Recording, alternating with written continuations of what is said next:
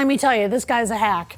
He's way overrated. I'm very protective of my new face. But at that point, you're down there anyway, so you're in for a penny, in for a pound. That's how I see it.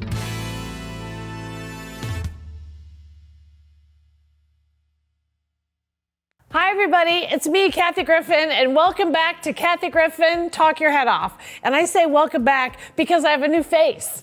You guys had a facelift. That's right, I talk about it now.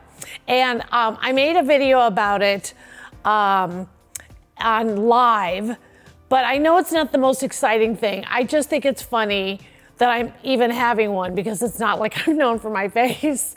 Well, I'm known for other things that have to do with my face. Before we get into that, and we banked a bunch of shows, so prior to my facelift, the doctor said I couldn't be seen in public for 3 months. I made it 2 weeks. Anyway, we banked a bunch of shows. I think it was 8 of these YouTube shows. So this is the first one with my new face. But there's been some controversy besides my face. Hi, you guys. Look, I know this is a different outfit, but I forgot to even plug, I'm going back on tour, and I'm calling the tour New Face, New Tour, because I got a facelift. You heard me, even my dogs are leaving. But I start November 8th at Planet Hollywood in Vegas, and I'm adding dates all the time. So come see me, it's all new material, new. And if you saw Kathy Griffin, My Life on the PTSD List tour, I promise it's all new. Okay, thanks for letting me get that out. Of course I forgot. And I need my producer, Nick Walker's help. Nick, get in here right now. Jonathan, you can stay off camera. I know you don't want to be on camera, but was it in the comment section?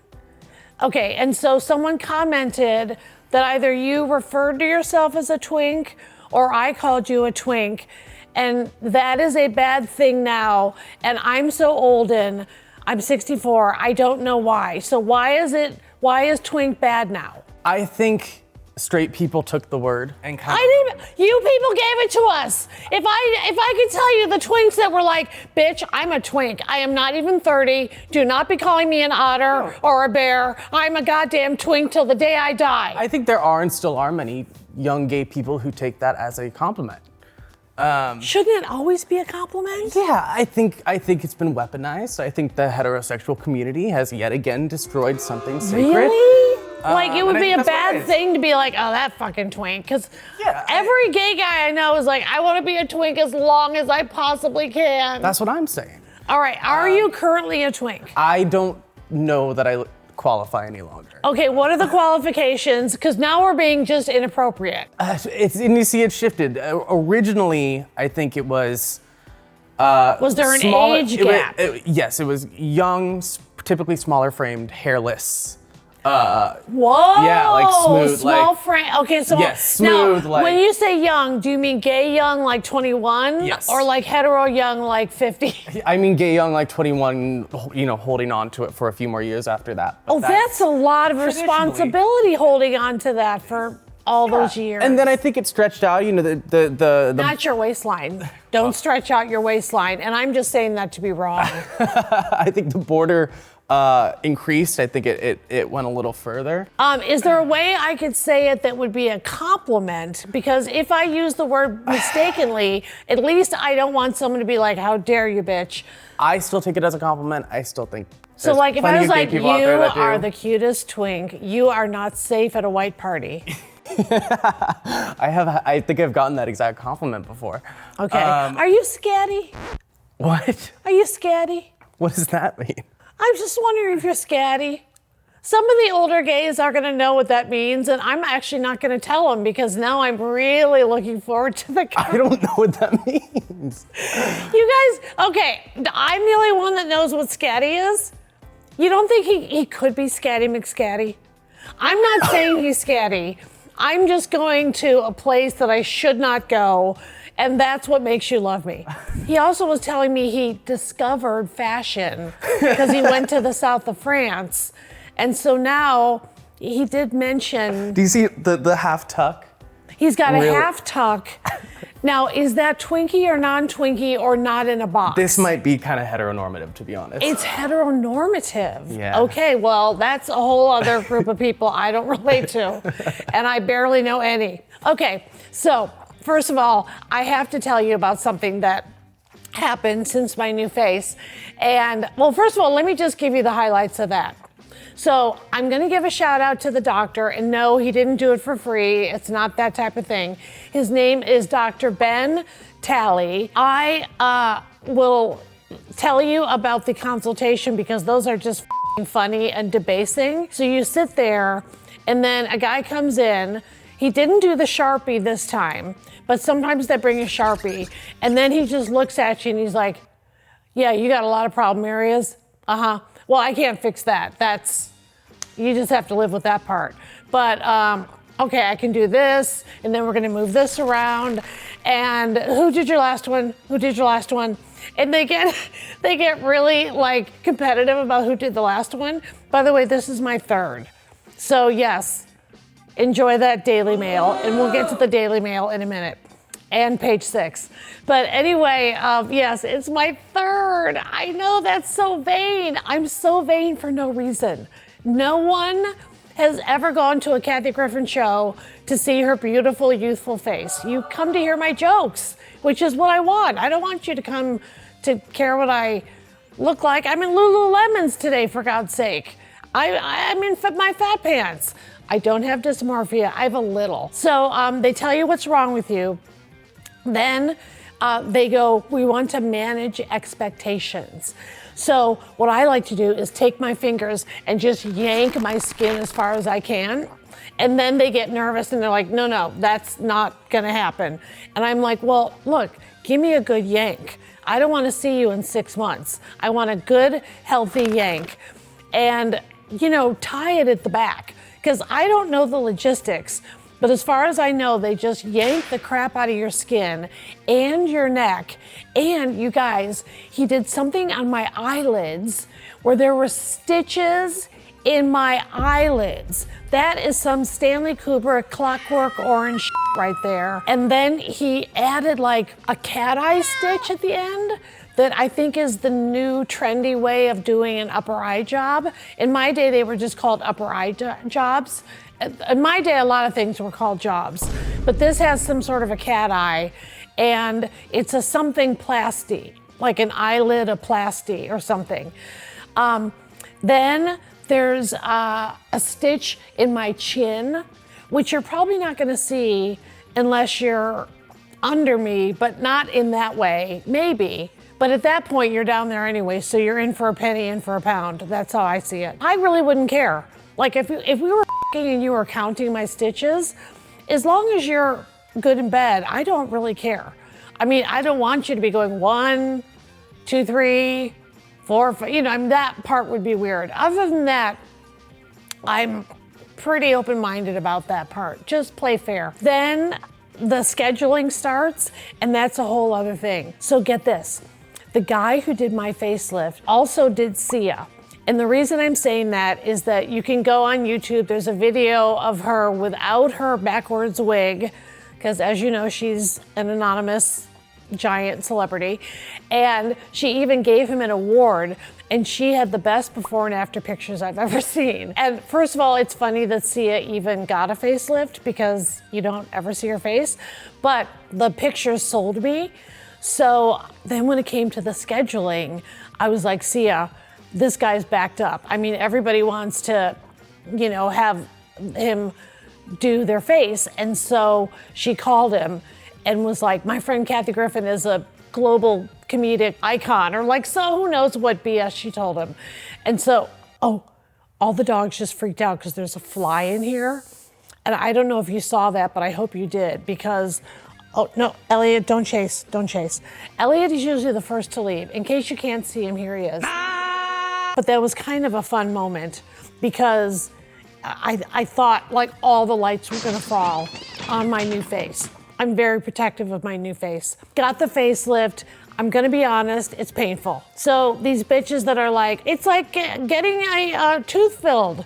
It's nothing, no, it's painful. And then you go to, this is awesome. You can't write it. I'm not gonna even change it. Do your thing, girl. You're a watchdog, even for a fly. Okay, so then you go to this rich lady recovery place. It's not all ladies. I saw a couple dudes there, but everybody's kind of in hiding. And I had gauze on like a soccer ball.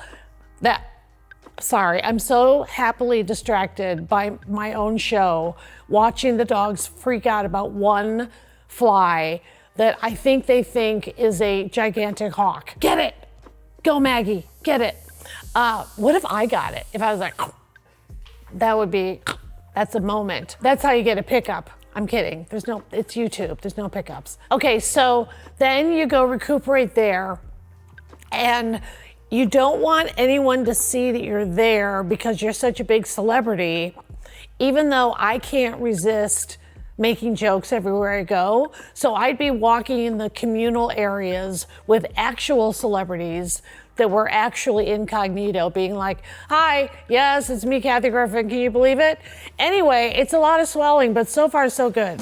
So I wasn't good at the discretion part, but I also didn't recognize anyone, so I have no good goss for you about who was there. And even I wouldn't tell that part. You get out of that place and you come home, and maybe you come home with a nurse, and it's disgusting. I'm not gonna lie. The first night there's drains that come out of your chin. I know, it's so gross, but the vanity takes over. I was gonna get ready to do my walk. I do this 2-hour walk every single day here in Malibu, and it just helps my mental health, and it helps me stay in shape, and I like to eat, so I do a ton of cardio there. That's my deep meditative reason. And I have been getting papped. Now that's a short word for paparazzi'd, meaning photographed by the paparazzi. I am not acting like I'm the biggest star in the world,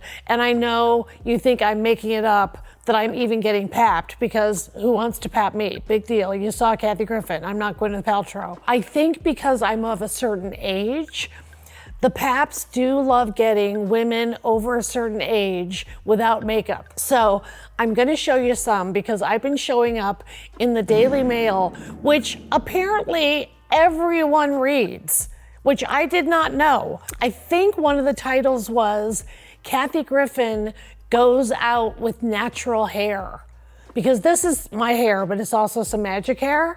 And my real hair is more wiry and curly. Hello, Ginger. And then I was papped with a friend of mine named Victor, and he doesn't drink water, which in itself to me is hilarious. So he was papped with a can of A&W root beer. So when it's time for the commercial, please give the commercial to me. I know he's the one holding it, but give me a break here. Then I was with my assistant, and he got papped.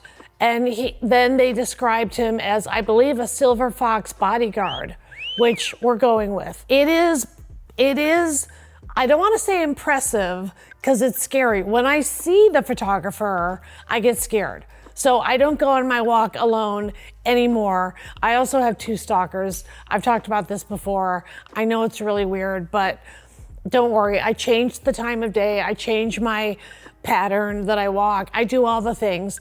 But now I walk with the dogs, and my dogs are so psycho, nobody is approaching me. It's fantastic. I will tell you one other thing that's uncomfortable about my walks. I have become such a reader that I don't even watch TV anymore. So my life is as follows. I try to be funny. I try to get laid. I go for a very, very long walk, and I do Pilates, but the walk is kind of like the main thing. And then I come home, and I usually go in my swimming pool, only up to here, because I want to keep my blowout, or comb out as it's called. So I've been reading. What I do is I don't wear ear pods, because I don't want somebody to be able to surprise me from behind or anything. Not that I'm walking around with money or anything, I'm just being paranoid. So I put my iPhone on speaker, and I listen to one audiobook after another. And I'm going through 3 books a week. And I am very, very proud of my new life as a professional reader, except when certain books that are classics and certain that are not have certain language in them. So I was reading East of Eden by that hack John Steinbeck, who was, in my opinion, a terrible misogynist. And there's a female character in East of Eden, the book, whose name is the N-word. That is her name. So I'm doing my little walk through Malibu. Hi, everybody, just me and my dogs and my bodyguards and my friends with root beer. And then all of a sudden the N-word comes out of my like side fanny pack, and it's awful. And so I just want anyone to know, if you pass me, I'm just trying to catch up on reading. So I just read a book called Deacon King Kong by James McBride, and it was very good. It's very complicated. I'm not trying to culturally appropriate, but there's a character in there literally just called Sport Coat. And then, see, that's what I'm saying. And that is the reaction that I'm feeling inside. So I'm just saying, I do love my audiobooks, and I just want you to know that I do die inside a little bit each time one of them surprisingly has the N-word. And I'm also rethinking what we thought of were classics, because don't you think there should be like a footnote? Like, I'm not saying change the way they were written. Who am I to say that? Well, first of all, I'm not a person of color, is what I'm going to start with. But shouldn't there be like a footnote, like, in the year this was written, this word was unfortunately commonly used in literature, but now we know better, or something. So anyway, that's just the story of my walks. And do you want me to read you the books that I've read so far? Here's the books I've read. My Life So Far by Jane Fonda, amazing. Warrior by Lisa Guerrero, fantastic. In Pieces by Sally Field, yum.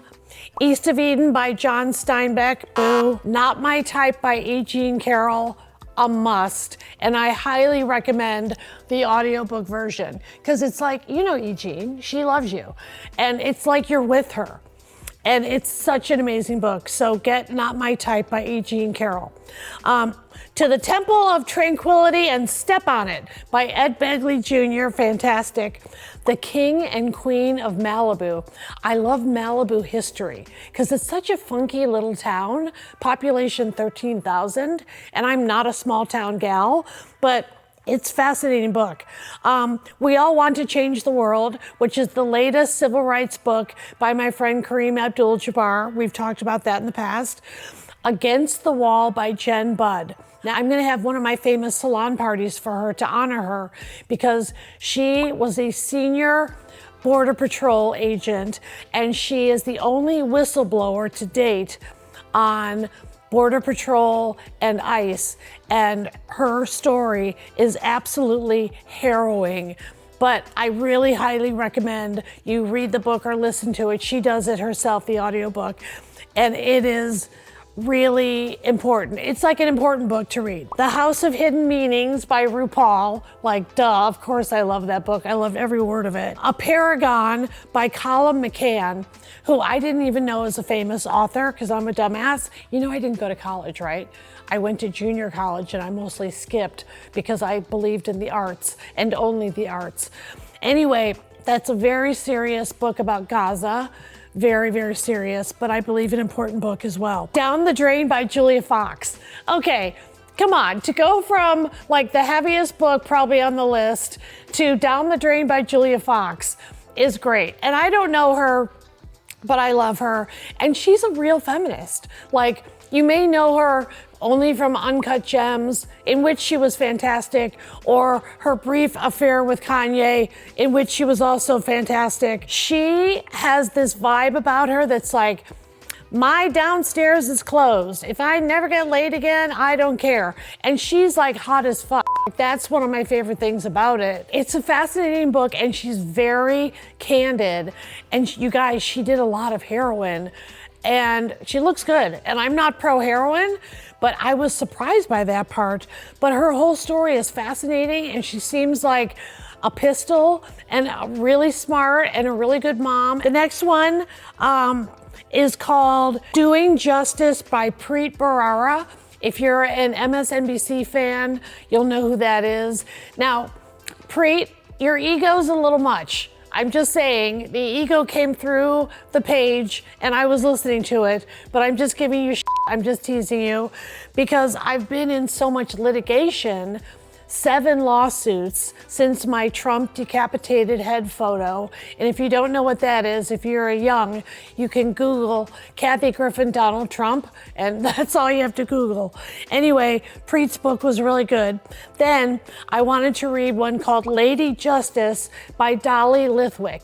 And Dolly is the #1 reporter on the Supreme Court because I feel like after all this litigation, one of you should offer me a partnership at your law firm, or at least one of the top tier law firms with a minimum of 5,000 employees, and I will rock it. Then I read a book by a friend of mine called Big Dirty Money by Jennifer Taub, and it's about corporate scandal and corporate fraud, and I'm obsessed with that stuff too. So after that, I read Audition by Barbara Walters.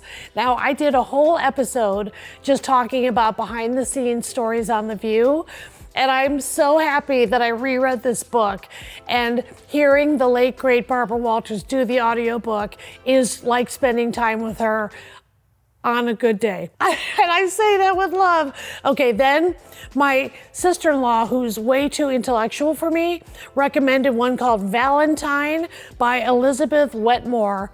And I thought it was Elizabeth Westmore. And then I got it confused with General Westmoreland, who was a military, let's just go with figure.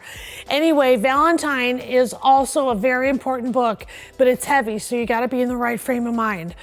Then I was talking to my good friend Julia Sweeney from Saturday Night Live. It's Pat, arguably one of the first trans characters on television. And there's actually a documentary that played at Tribeca about the character of It's Pat. Pat is the character, and the genesis of the character, and how Saturday Night Live handled the topic. And it's fascinating. Okay, so she said you should read Portrait of the Artist as a Young Man by James Joyce. There's this writer named James Joyce.